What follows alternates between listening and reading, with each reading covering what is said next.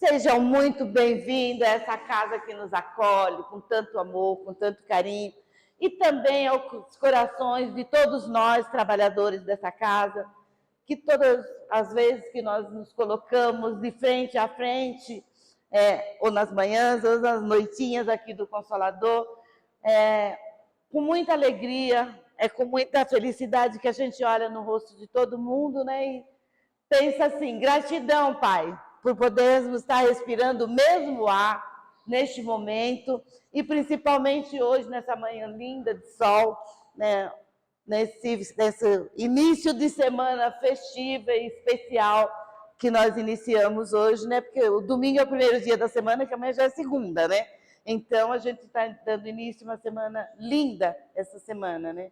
Então, assim, eu vou dar os recadinhos rápidos, mas só para dizer que, por exemplo, as inscrições dos cursos ainda não começaram, vão começar só em janeiro, aí a gente vai ter no sistema online, vai ter o presencial.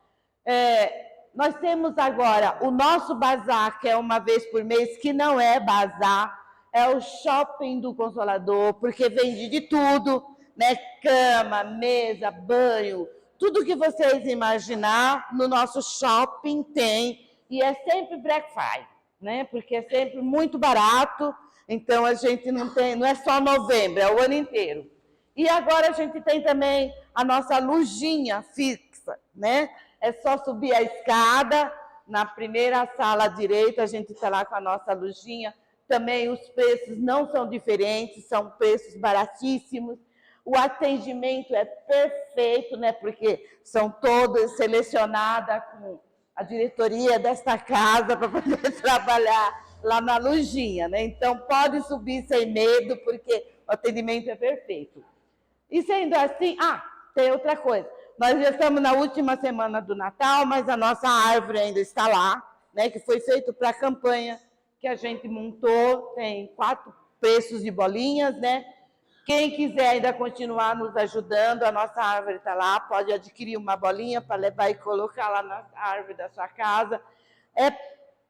Aquela árvore é para assistência social, né, para a gente fazer a cesta de Natal das nossas famílias, as que precisam. E também, se sobrar, né, Lili, a gente continuar com as melhorias da nossa casa. É a rampa, a cantina, a iluminação dos estacionamentos que ainda estão sem fazer, e a gente precisa, né, de nada de graça, né? Então, a gente precisa também da colaboração de vocês.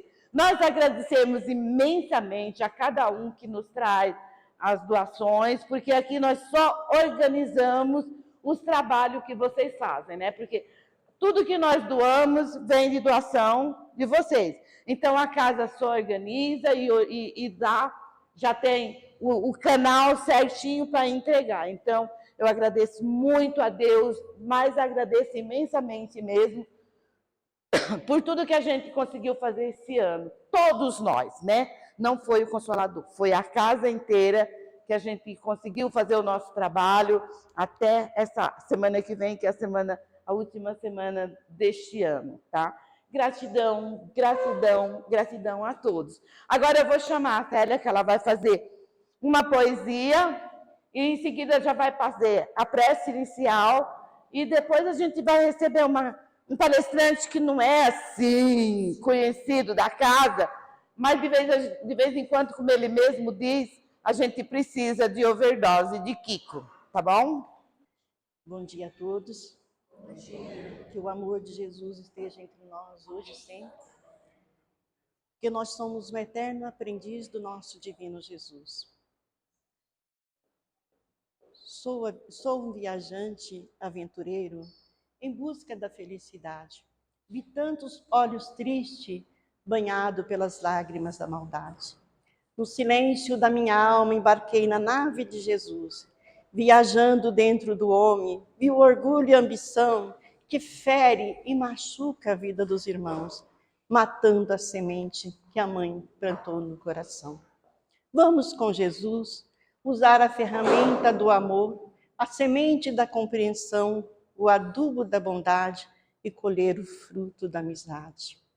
Todos estão convidados para participar desta festa. Vamos cantar parabéns ao governador, que trouxe as leis do Criador. Nesta data especial, vamos dar o nosso abraço universal. O bolo tem a massa da boa vontade, o recheio da fraternidade e a cobertura da caridade e o pedaço da solidariedade. Vamos, neste momento, elevar o nosso pensamento ao Criador e rogando ao Senhor da vida que permita que os mensageiros enviados por Jesus nesta casa de amor que nos acolhe com tanto carinho, que Ele possa tocar os nossos corações e que possamos abrir os nossos horizontes e compreender o Evangelho de Jesus, que o nosso irmão envolvido pelos mensageiros do amor vai passar para nós o Evangelho de Jesus. E que possamos colocar esses ensinamentos na nossa vida e ao caminhar e ao estar em casa com a nossa família, no nosso trabalho, que possamos ver nos nossos irmãos a divina presença de nosso Senhor amado Jesus Cristo, porque somos todos iguais, somos todos irmãos. Vamos amar e servir cada vez mais. Que assim seja, graças a Deus. Bom dia, meus amigos. Que prazer maravilhoso estar com vocês novamente. Estivemos recentemente, acho que foi na quinta-feira da semana passada, tendo a oportunidade de falar sobre o Evangelho de nosso Senhor Jesus Cristo. E hoje a gente tem essa oportunidade de novo, de estarmos aqui juntos, falando ainda sobre Jesus, principalmente nessa época do ano em que o mundo resolveu convencionar de que temos o nascimento do Cristo no dia 25 de dezembro. A gente precisa entender, porque às vezes a gente também é meio teimoso com as coisas. A gente mesmo que é espírita. Porque não há prova científica, filosófica, histórica de que Jesus tenha nascido em 25 de dezembro. Muito pelo contrário. Os estudiosos, os cientistas, os historiadores colocam Jesus nascendo entre maio e agosto, por aí. Porque eles dizem que a narrativa do nascimento de Jesus, precário, sem coberta, sem aquecimento, se fosse em dezembro, ele fatalmente teria morrido. Porque aonde também dizem que Jesus nasceu, e só dizem Lucas e Mateus, porque o restante dos evangelistas não dizem, Lucas e Mateus dizem que Jesus nasceu em Belém, e Belém, nessa época do ano, neva. É muito frio. Então, fatalmente, Jesus não teria sobrevivido. Agora, a gente não pode, sobremaneira, esquecer que nós estamos falando de Jesus, Maria, José, e toda a pleiade de bons espíritos, e toda a pleiade de espíritos bons reunidos para que esse trabalho, no fim, funcionasse. Então, mesmo que nós tenhamos aqui uma certa desconfiança das informações de exatamente aonde. Vou dar um conselho para vocês muito bom. Não discutam. Deixa. Se querem acreditar, é tão bom. Se essa é a única época do ano em que milhares e milhares de pessoas no mundo se voltam o seu pensamento a Jesus e comemoram o nascimento de Jesus e se tornam pessoas mais fraternas, mais caridosas, mais felizes, mais compreensivas por conta desse credo, então que assim seja. Então que assim seja. Está tudo bem. Porque, na verdade, tanto faz. Você não pega uma pessoa boa e fala assim, olha, essa pessoa só é boa porque ela nasceu em dezembro. Na verdade, eu costumo dizer que os melhores homens nasceram em 1969, mas também não precisamos espalhar sobre isso. Né?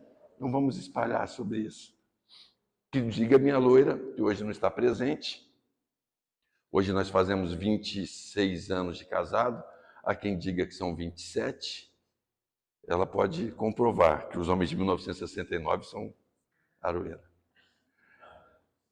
Mais uma vez eu dei sorte, porque eu sabia que 22 de dezembro muita gente já está viajando. Normalmente, para quem não me conhece, não vê minhas palestras, quando eu sei que vai vir pouca gente no Consolador, eu trago uma galera. Quinta-feira eu trouxe 8. Eu prometo um pastel depois, aí a galera vem ver minha palestra. Aí eu falei, hoje dia 22 vai ter pouca gente. O que eu fiz? Convidei o Consolarte para poder participar da palestra. Aí eu já garanti mais 8. É dinâmica, né? A gente vai pegando as manhas, né?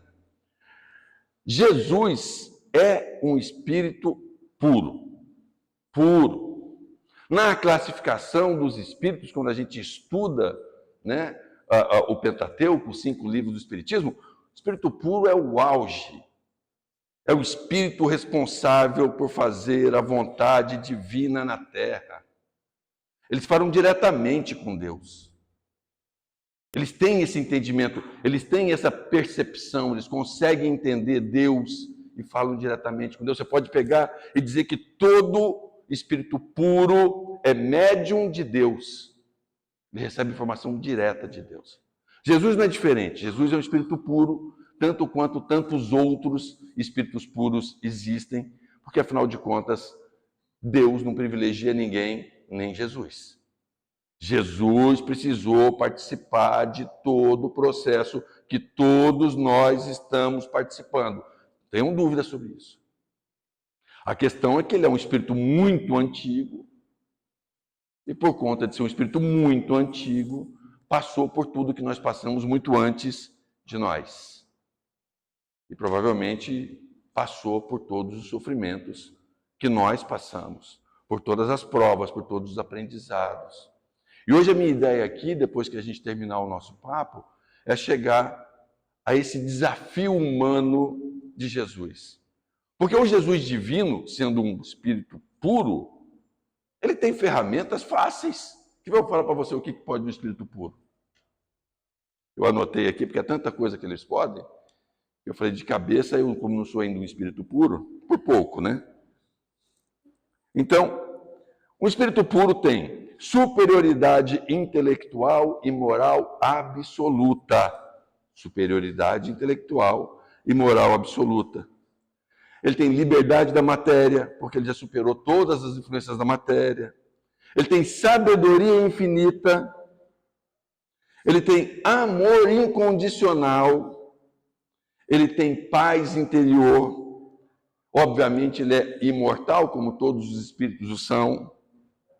Então, você vê que Jesus, enquanto espírito puro, tinha armas de sobra para passar por tudo que ele passou aqui. Mas é um detalhe. Ele é um espírito puro enquanto ele está desencarnado. Ah, mas depois que ele reencarnou na Terra, ele continua um espírito puro, mas adequado às condições às quais ele está reencarnado. Porque é isso que acontece. Você molda o seu perispírito a partir do mundo em que você vai encarnar. Jesus estava lá no topo da cadeia alimentar. Tanto que Jesus participa, junto com outros espíritos, da formação do nosso planeta, há 4 bilhões de anos atrás. Está lá no livro Consolador de Chico, A Caminho da Luz, e tem um outro livro que agora eu esqueci o nome, da qual também falo. É da responsabilidade de Jesus a criação da iosfera, é da responsabilidade de Jesus a formação da estratosfera, Jesus e todos os bons amigos trabalhadores reunidos com ele. Né? A estratosfera, por exemplo, está a camada de ozônio, que era uma das atribuições de Jesus para poder evitar os raios solares. Está lá, está claro. Em algum momento há de novo uma reunião em que alguém diz assim, olha, deu ruim lá na Terra. Deu ruim na Terra, o negócio está meio bagunçadão, precisamos que alguém reencarne na Terra com a missão de voltar a organizar as coisas. E aí, Jesus se oferece como voluntário, porque poderia ter sido qualquer outro espírito puro que estivesse no mesmo nível que Jesus. Mas Jesus se coloca à disposição e diz, não, deixa comigo, eu vou lá, vou ajudar a galera. E assim é feito. E aí Jesus vem, reencarna, e vai passar por todos os processos pelos quais todos nós já passamos. Porque Deus não trabalha com obra pronta, não trabalharia com Jesus e não trabalharia com nenhum de nós. Então ele tem que passar por todas as coisas das quais ele passaram. A questão aqui é que também foi montada, já preparando a chegada de Jesus, todo um trabalho por trás. Então, por exemplo, Joaquim e Ana. Joaquim e Ana era pai de Maria. Né?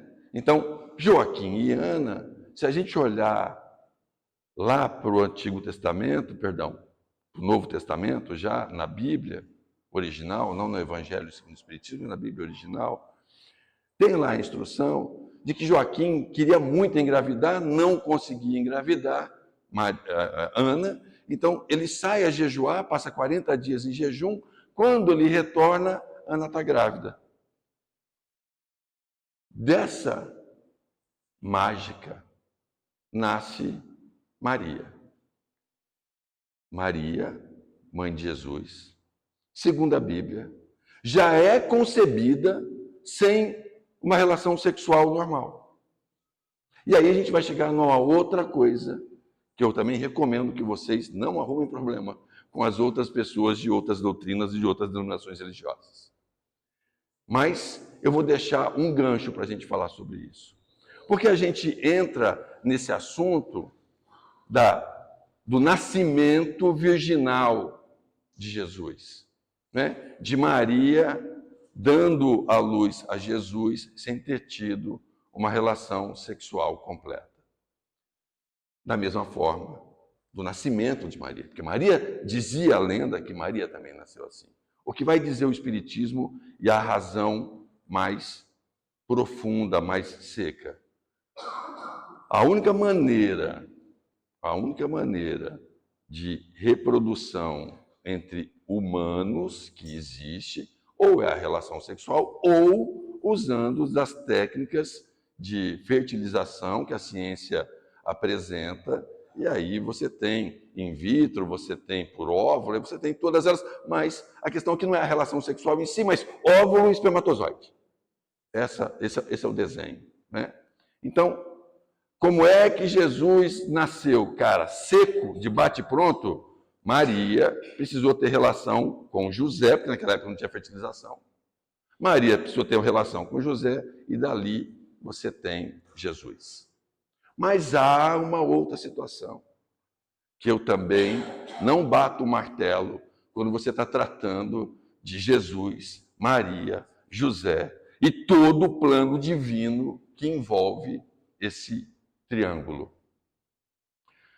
Há formas não humanas, mas existem formas de reprodução em seres complexos celulares sem a necessidade de relação sexual. Existem outros menos complexos que também não precisam e se auto-reproduzem. Então, daí para frente, eu não vou entrar nessa celeuma mais, porque daí você vai tentando, estudando, procurando, pesquisando. E aí você monta na sua cabecinha aquilo que mais acalma o teu coração. Mas também, de novo, da mesma forma como não faz sentido nenhum essa briga de quando Jesus nasceu, também não faz sentido nenhum entender se tivemos uma questão virginal ou não, porque o importante está ali. Há o trabalho do Espírito Santo, o divino, há o trabalho da pleiade de bons espíritos no nascimento de Jesus, independente da questão de fertilização ou não, independente se foi o Espírito Santo, não, tanto faz. Há um trabalho divino implantado, independente dessa questão.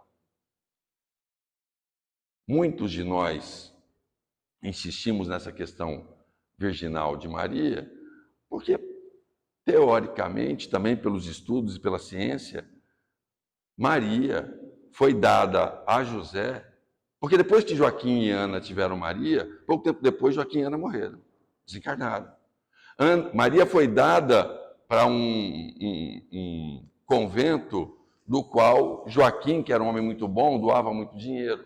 Então, os clérigos daquela época cuidaram de Maria até que ela tivesse 12, 13 anos de idade, que é quando as mocinhas naquela época já tinham permissão para poder se casar.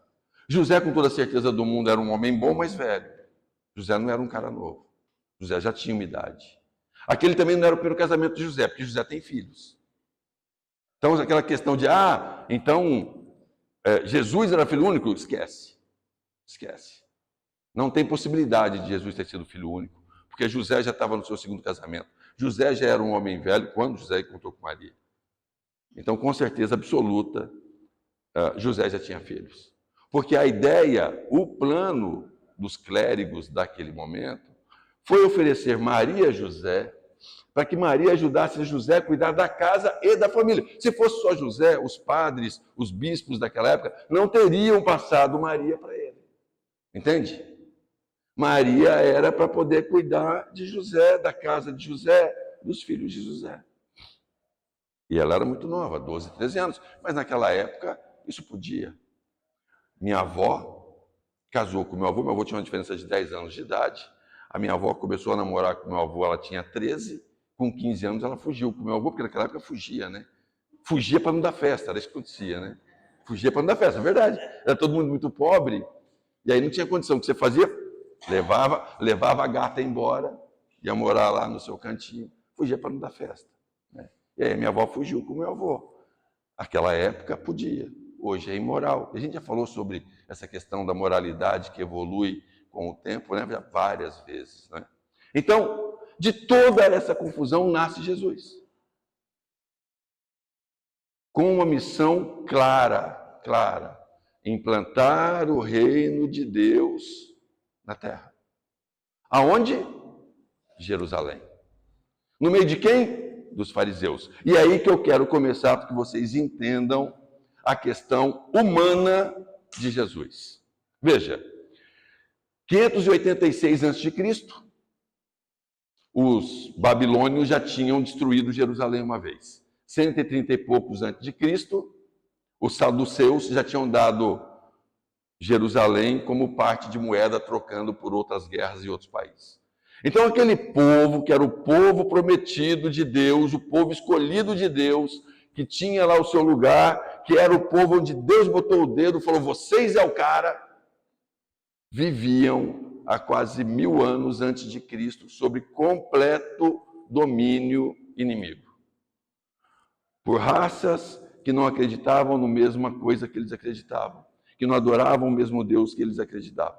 Para eles era uma ofensa que o povo escolhido de Deus tivesse que se subjugar a todas as situações. 63 a.C., entra Pompeu Magno, general romano, invade Jerusalém, mata um monte de gente e ali vira-se assumidamente uma comunidade romana. Quem manda em Jerusalém, quando Jesus nasceu, é Roma. Quem escolhe quem é o santo do templo é Roma. Todo mundo que vive em Jerusalém paga imposto para Roma. O templo, na verdade, todas as oferendas que são feitas no templo e todo o dinheiro das oferendas que são compradas no templo são revertidos em impostos para Roma. E para aquele povo, que é o povo escolhido de Deus, aquilo era um tapa na cara. Aquilo era um tapa na cara. Antes de Jesus nascer, vários se autoproclamaram Messias, porque para ser Messias bastava ser ungido. Ungido de verdade, com óleo. Se eu fizesse uma reunião aqui, e eu pegasse um óleo e me ungisse de óleo, eu me proclamaria o Messias. Todos os caras antes de Jesus, todos eles, e foram vários, tá? Acho que eu contei, não guardei o nome de todos, mas eu guardei uns 15. Todos esses caras levantaram armas contra Roma, se autoproclamavam Messias, e toda essa confusão nascia dos agricultores menos favorecidos para frente.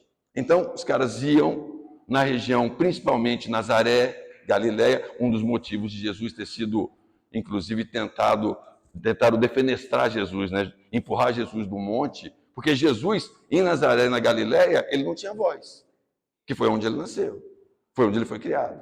Ele não tinha voz.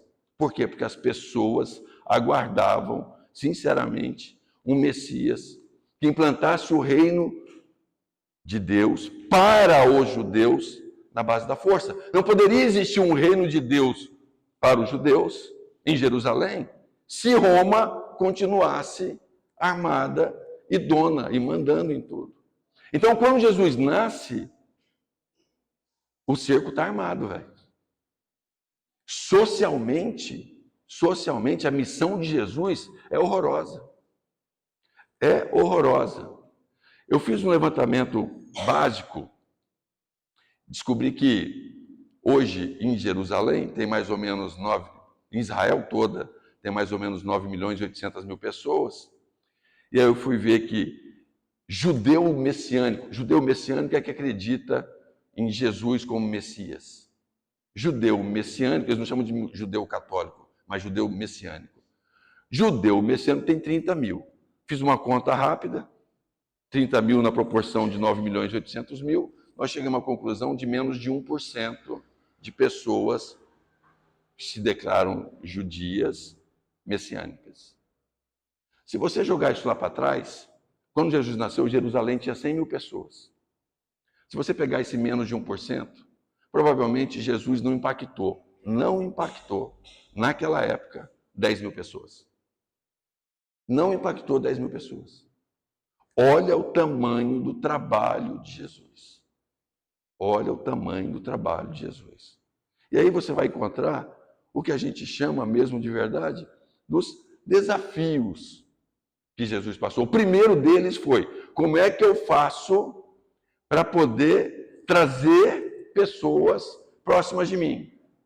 Obviamente, e aqui eu não vou estender, pessoas e espíritos também preparados, que quando ouviram a voz do Cristo, bastou ele dizer: para o que você está fazendo e me segue. E eles simplesmente pararam o que estavam fazendo, sem nunca ter visto aquele homem, e foram atrás dele. Afinidade, vibração, conhecimento provavelmente de vidas passadas, de vidas já trabalhadas, experiências trabalhadas, porque vida a gente tem uma só, é a vida do Espírito, mas experiências outras passadas. Então, ele sai procurando essas pessoas, e quando ele passa, ele vê ali Pedro e André, e eles são os dois primeiros que ele para. Ele chega para Pedro e André e fala assim: para com tudo aqui, vem comigo, me segue. Eles falam: mas te sigo para quê, amigo? Fala: não, vamos juntos construir o reino de Deus na terra. Pedro, que sempre foi o maior pagador de mico de Jesus, Pedro passou a vida para pagar mico com Jesus, impressionante. Apesar de Jesus amar ele profundamente. Né? Ele tentou andar na água, afundou. Né? Ele negou Cristo 3 vezes, apesar de ter falado que jamais teria feito isso. Tem várias dessas aí. Tem Pedro na casa do caminho, né? Quando Jesus diz para ele: Pedro, se tu me amas, apacenta minhas ovelhas. Aí Pedro está na casa do caminho, na igreja do caminho, portas fechadas, querendo ir embora para casa, batem na porta, ele grita lá: não, esquece, chega, cansei, passou do horário, não tem mais atendimento aqui, pode todo mundo ir embora. E aí, mesmo assim, insistem, quando abre, é Jesus. Pedro cai em plantos, lembrando que ele precisava ter apacentado a ovelha. Então, Pedro é um grande pagador de mico de Jesus, na verdade. E aí, Pedro diz assim para Jesus, não, eu sigo você, estamos juntos, parceiro, é nós. Só que é o seguinte, onde é que nós vamos construir esse reino? Porque eu estou olhando aqui, ó, ele estava ali no mar da Galileia, que na verdade é um lago, ele estava ali no mar da Galileia, e aí eles dizem assim, talvez, ó, daquele lado de lá, a gente consiga construir esse reino de Deus ali. Então você vê, ó, que mesmo o escolhido não entendia de verdade qual era o propósito de Jesus. Ele achava que Jesus falava de um reino de Deus material. Para a gente poder entender um pouco o que pode ter sido esse sentimento dos apóstolos, quando eles começaram a entender a dinâmica de Jesus, eu vou chamar o nosso pessoal do Consolarte para poder cantar uma música para a gente, tá bom?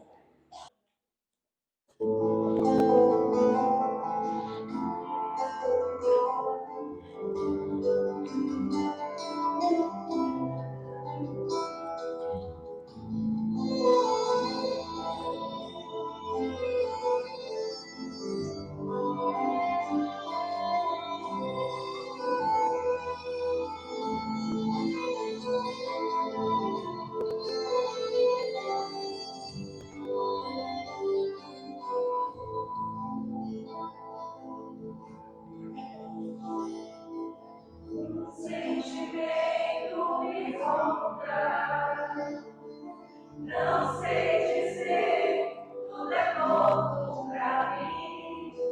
Meu coração se renova. Sinto a esperança invadir o meu ser. Quero ser manso, ser limpo, ser justo e pobre de espírito ser. Tua palavra me sonda e conta do reino que espera por mim. Eu te ofereço meu pranto, as dores da alma que quer renascer. Eu ouvi tua voz, eu falar, me encantou e seguir caminhar e saber pra onde vou. Eis-me aqui, minha dor sereno.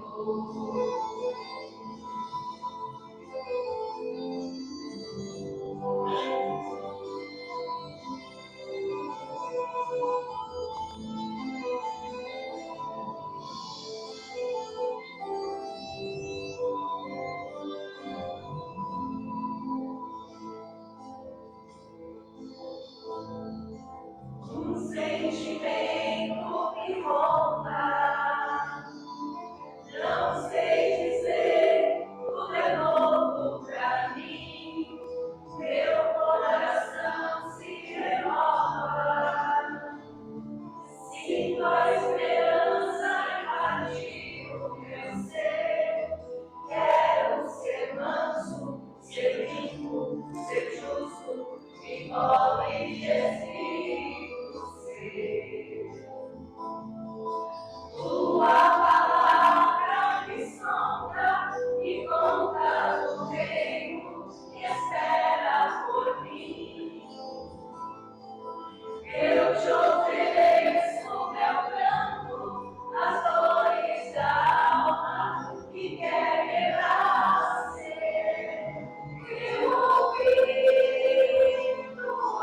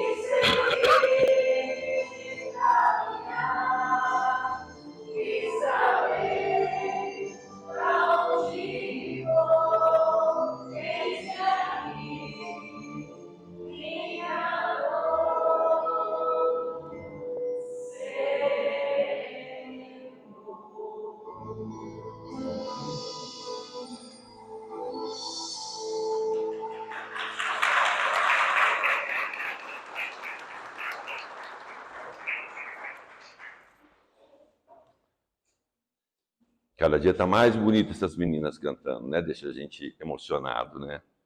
Hoje está desfalcado, tem uma loira que eu estou pegando aqui, que não tá entre elas. Então você vê, olha, que coisa, né? Jesus, quando escutou Pedro falando aquilo, Jesus deve ter falado, meu Deus, era tão fácil quando eu era espírito puro. Bom, porque daí eu pensava e estava feito. Mas não, agora eu tenho que ficar explicando. Para você ver a dificuldade de Jesus, vamos fazer um teste aqui com vocês. O nome da senhora é? Como? Rita. A senhora, por favor, me responde bem alto, tá? O que eu vou perguntar para a senhora. Vamos pensar aqui, olha. Digamos que nós não somos... Vamos fazer de conta que nós não somos espíritos puros, tá bom? Sem a influência dos bons espíritos. A senhora conseguiria me dizer qual é a palavra que vai vir depois dessa imagem de Cristo aqui? É capaz de me dizer? Responde alto, por favor. Não?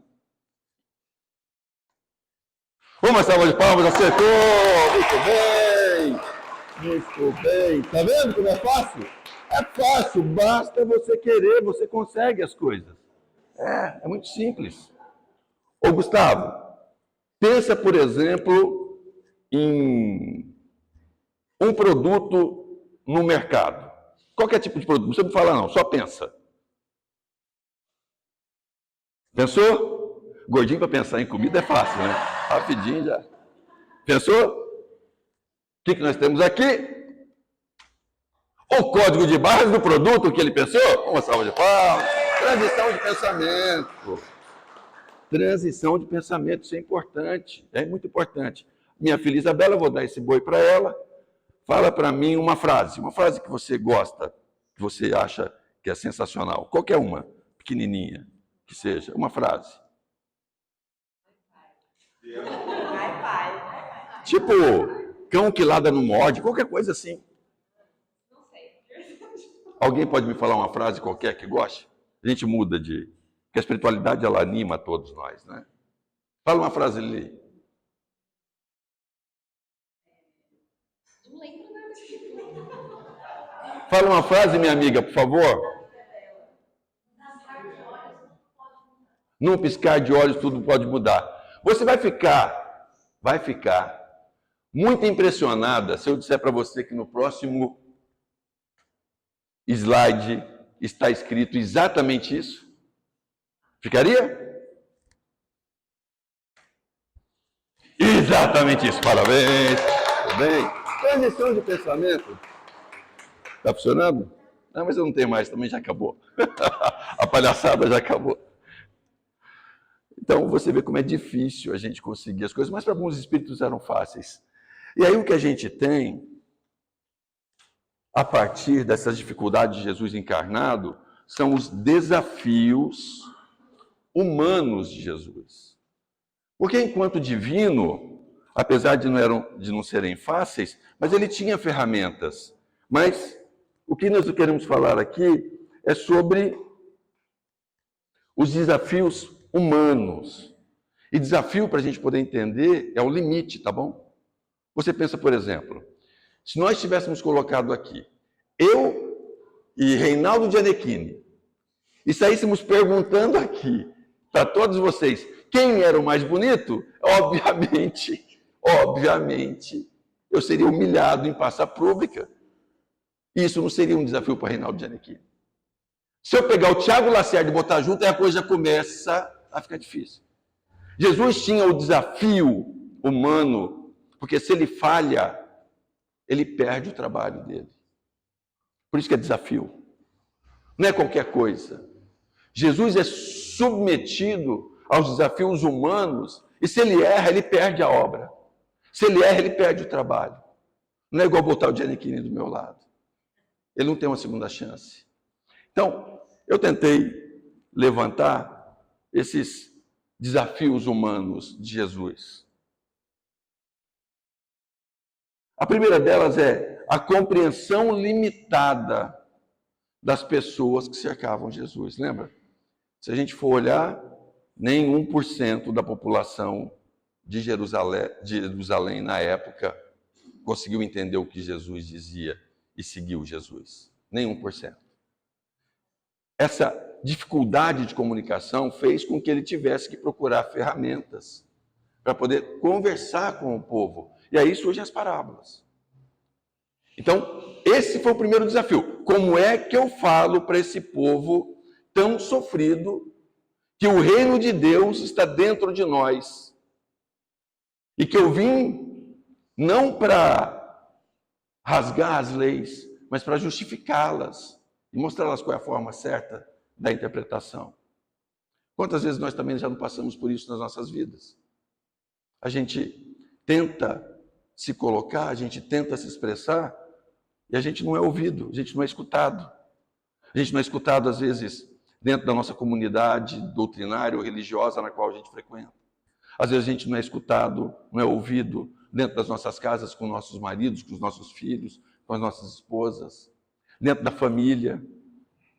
E aí, quando você não consegue se expressar, você sofre porque você é julgado, porque as pessoas não te entendem. E aí você entra naquele coitadismo.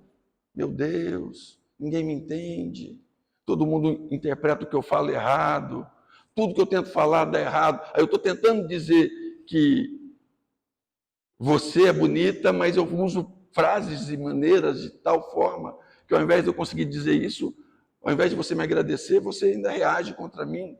É como se você não estivesse entendendo nada do que eu estou falando. Nós já passamos por isso e passamos diariamente por situações dessas. E aí entra o desafio de Jesus, e é da mesma forma que Jesus nos inspira. Da mesma forma que Jesus precisou achar uma forma de se comunicar, a gente também precisa achar. Se as pessoas dizem que você é muito grosseiro, é porque você é. Você pode não achar que você é, mas você é.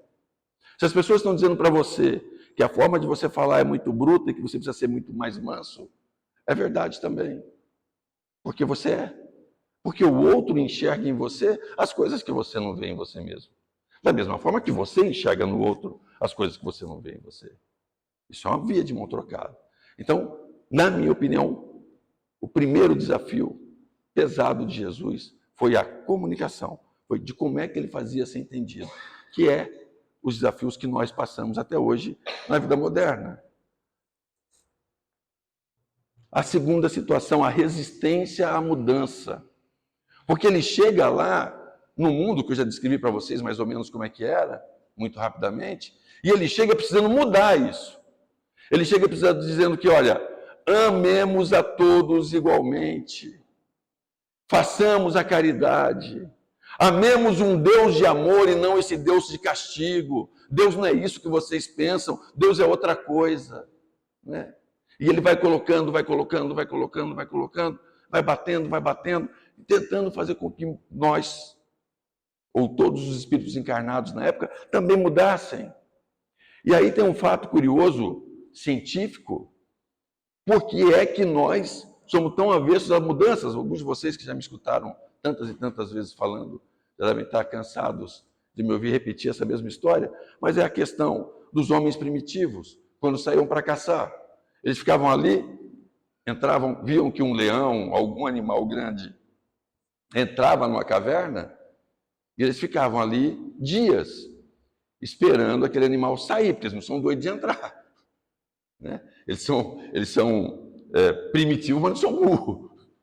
Se entra, vira comida. E eles ficam ali dias esperando. E o que acontece é que eles começam a ter fome. E aí, no auge da fome, fizemos lá, eu e a Chiquinha. Aí, tem lá um matinho vermelho. Eu falo, Chiquinha, vamos comer esse matinho vermelho aqui.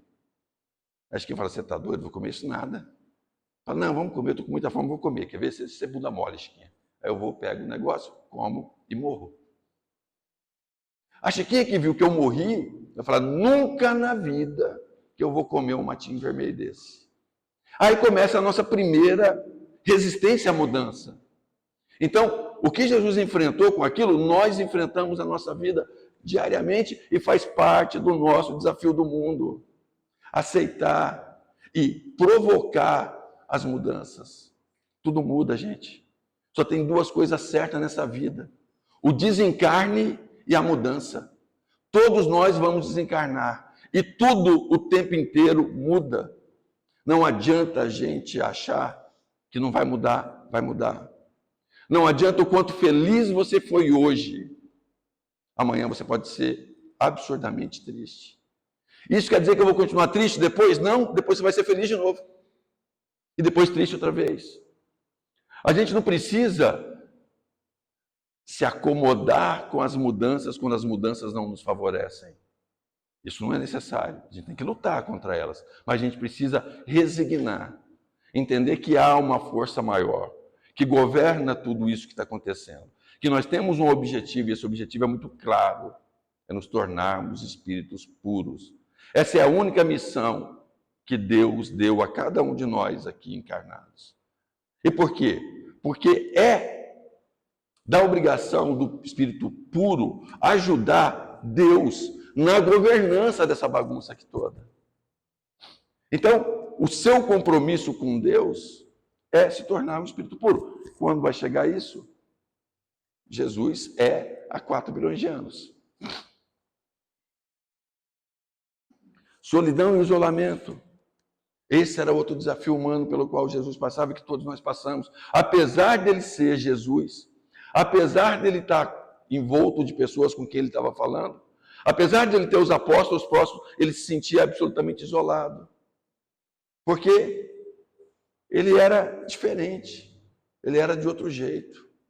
Ele, apesar de estar encarnado, ele pensava diferente. As pessoas já tinham essa dificuldade de mudança, essa dificuldade de entendê-lo, de interpretá-lo. Então você pode ter certeza que a maior parte do tempo Jesus estava só, se sentindo só. E com a gente acontece a mesma coisa. Quantas e quantas vezes nós estamos cercados de pessoas, mas dentro da gente a gente sente um vazio e uma solidão que dói no osso, dói na alma, porque parece que você não tem ninguém por você. Parece que quando você precisa de alguma coisa, você fala assim, puxa, não tem ninguém para me levantar a mão.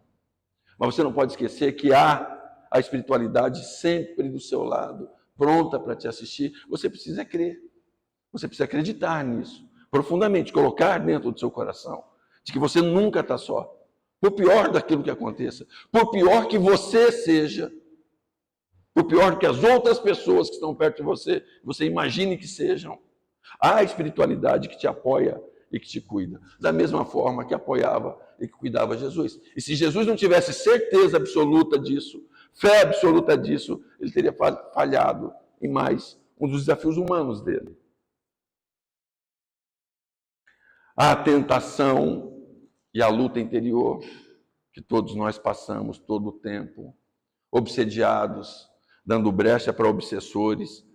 Acreditem, há espíritos que têm a única obrigação e missão dada por eles próprios, usando o seu próprio livre-arbítrio, isso não é de Deus, porque o mal não foi Deus quem criou. Pelo livre-arbítrio deles próprios, eles estão aí para te cutucar, para te usar, para poder absorver de você aquilo que faz com que ele se sinta bem. A grande maioria é por afinidade. Claro, há casos e muitos casos de obsessões em função de rusgas passadas, em resistências passadas, mas há muito de afinidade. Essas de afinidade, elas também são temporárias. Elas passam por você. Você está deprimido hoje. Você está do avesso hoje. Sabe aquele dia que você preferia ter morrido na madrugada para ter acordado? Mas acordou, está lá, puto da vida, chateado com tudo. E aí passa um espírito e fala, opa, tá gostoso aqui, quentinho, vou ficar perto desse maluco aqui. E ele fica ali. Mas, a hora que você sair daquela situação, você automaticamente se desconecta daquele obsessor. Jesus passou por isso várias vezes. Várias vezes. Encarnado e desencarnado. Toda vez aonde Jesus estava, tinha um danadinho de um fariseu doido para lascar com a vida dele. Toda vez. Toda vez que algum deles se dirigia a Jesus, principalmente os fariseus, os estudados, a classe rica de Jerusalém, era para tentar e provocar Jesus. E Jesus saía divinamente de tudo. É a mesma coisa da gente. A gente tem que ter essa expectativa de sair da hora que a gente é pego nessa situação. E eu não vou nem falar aqui muito sobre dor e sofrimento, porque o Calvário de Jesus até o desencarne é horroroso, é doloroso, e nós estamos em dezembro, e a única coisa e a única forma que eu quero e que vocês todos devem querer também é lembrar de Jesus com alegria, lembrar de Jesus com felicidade no coração, lembrar que Jesus, da mesma forma que você, que eu, que todos nós aqui, passou pelos mesmos caminhos, passa pela mesma jornada, que o exemplo do que é divino em Jesus é muito bom a gente aprender e usar, mas entender as dificuldades que Jesus passou enquanto encarnado, enquanto homem na terra, também faz com que nós façamos dele o nosso exemplo, o nosso modelo e nosso guia, como está lá na questão 625, no rodapé, escrito por Allan Kardec. Esse é o modelo. É dessa forma que a gente vai mudar as nossas vidas. E é dessa forma que nós vamos ter, de hoje para frente, todos os dias, o amor de nosso Senhor Jesus Cristo renascido dentro de cada um de nós. Espero que todos vocês tenham um feliz Natal, que vocês se confraternizem e se amem. E muito obrigado por ter me escutado hoje.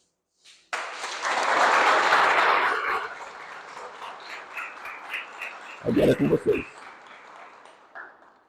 Agora a dona Rai vai ler um poema para nós e depois o Consolarte vai encerrar com uma canção como prece, tá bom? Uhum.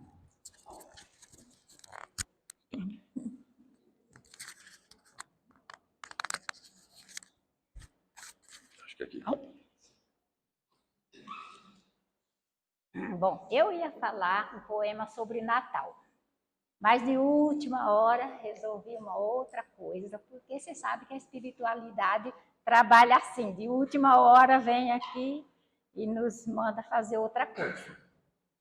Natal, né, é época de distribuir amor, distribuir presente, ganhar presente, todo mundo gosta, mas hoje lembrei assim, não só presente material, me lembrei das palavras de Santo Agostinho.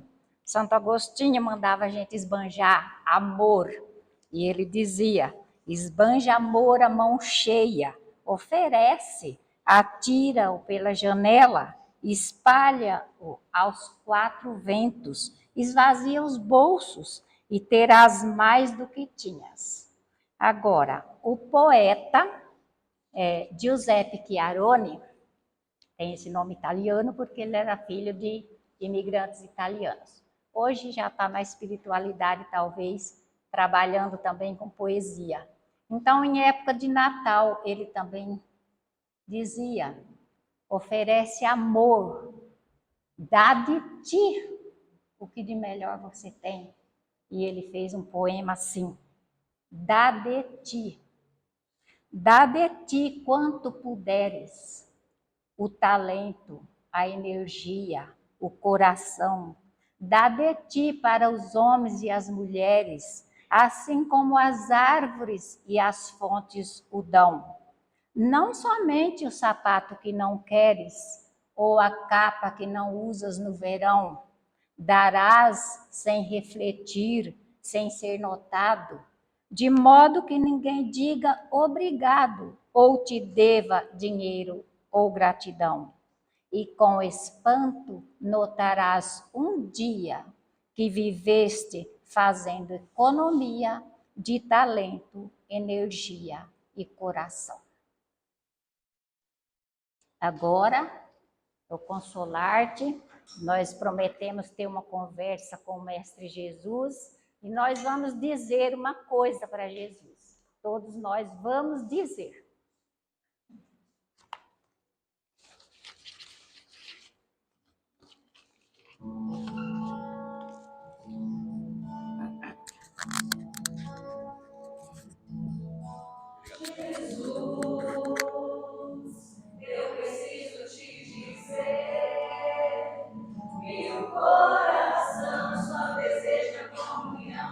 Senhor da minha vida, Jesus, tanto tempo se passou,